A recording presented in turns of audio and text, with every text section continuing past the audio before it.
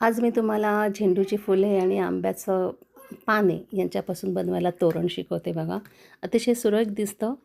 असं हे पान एका बाजूने बरोबर देठमध्ये ठेवायचा आणि कात्रीने एका बाजूने मध्यापर्यंत कापून घ्यायचं. तसंच दुसऱ्या बाजूने सुद्धा ते व्यवस्थित मध्यापर्यंत कापायचे आणि अशी 2 टोकं करायची.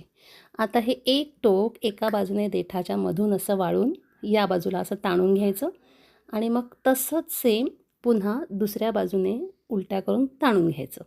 आणि याच्यामध्ये मग काय करायचं की झेंडूचं असं लांब दांडीचं देठ असलेलं फूल घ्यायचं आणि ती देठ असा मध्ये घुसवून घ्यायचा त्याच्या आणि वरती असं ओढून घ्यायचं. बघा बघू किती सुंदर.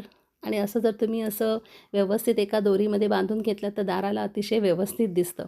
तसंच आता दुसऱ्या पद्धतीचं अजून एक फूल तुम्हाला मी बनवून दाखवते.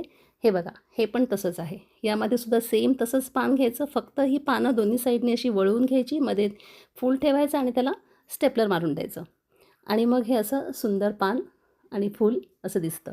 आता ह्याचा वापर तुम्ही तोरणही करू शकता किंवा तुम्ही रांगोळीमध्ये देखील, फुलांच्या रांगोळीमध्ये देखील याचा वापर करू शकता. अतिशय सुरेख दिसतं. लावून पहा बघू.